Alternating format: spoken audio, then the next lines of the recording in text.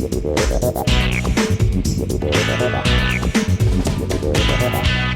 welcome to SPR Forum Videos. I'm Peter Loshak. This is our Into the Weekend with BetDSI show that we do every week with Brent, the headlines manager at DSI Sportsbook, and it's right now Friday afternoon. So we are doing the second part of this week's show covering the NFL. We're looking ahead to NFL Week 6. Brent, thanks for being back with us. Always good to be with you, Peter. Okay, let's start out with Jacksonville, Denver, right?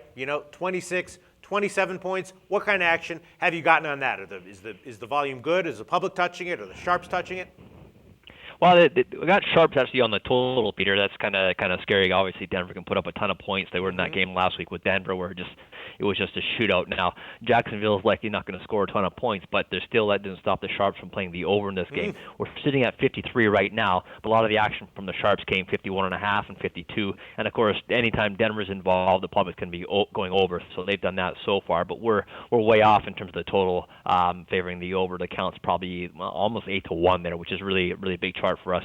On the side, we saw some kind of mildly sharp action on Jacksonville taking 27.5, and actually I had two sharps go against each other in the first half. Now, they laid Denver in the first half minus 18, and another guy came in the other way when the line went to 19, so they took the plus 19. So they kind of balance each other off there, but right now the total is the big thing. We really need the under to come through. Has the public touched it at all? Has the public, come in overwhelmingly on Denver, especially now that it's 26?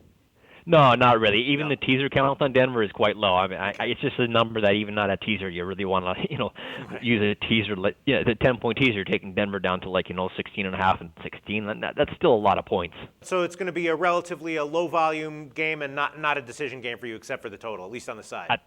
Yeah, at this point, that's correct. All right, and then there's one game that I want to ask you about. When I looked at the opening lines with Joe Duffy in our opening line show, we thought that the Saints-Pats total might be a total where the sharps would come in on the under, and we might see a sharp public split with maybe the public liking the over, the sharps liking the under. And we thought that line might move down a bit, but it's actually moved up. So I'm curious, have the sharps touched that game at all?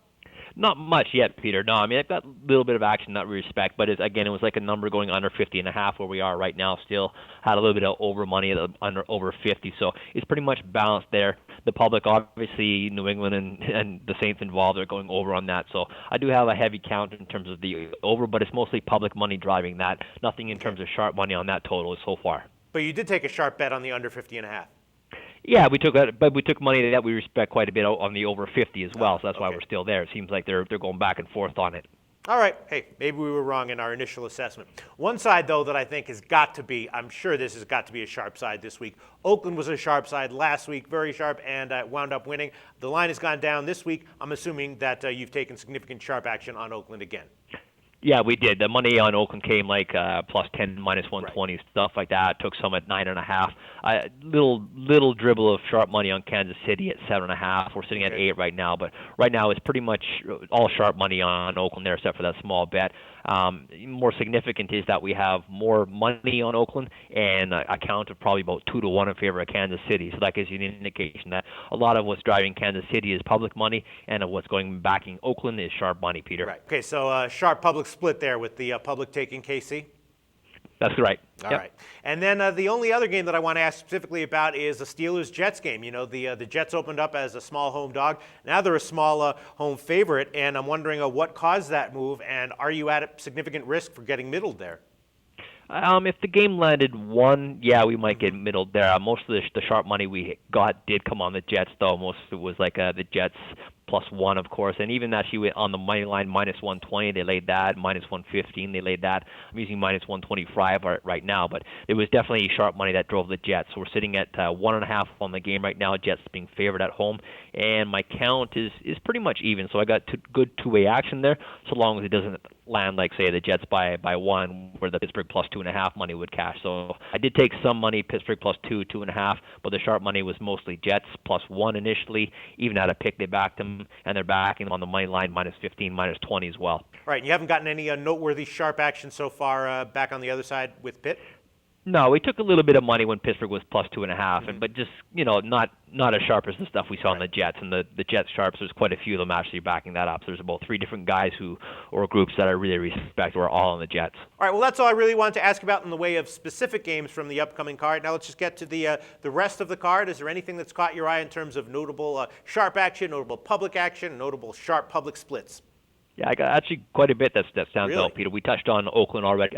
Philadelphia at Tampa Bay is another game like that. I've got Philadelphia right now -3 plus 0.5, so the dog is -0.25. But I do have public money driving all over Philadelphia and the sharps on Tampa Bay. They took Tampa Bay +3 -120. I'm 3 -0.25 right now. But if you look at my chart, I've got about 3 times as many bets in terms of individual wagers on the Eagles, and I've got about twice as much money on Tampa Bay. So I got a lot of public money coming in on Philadelphia, and I don't expect that to change at all. So that's a good split there.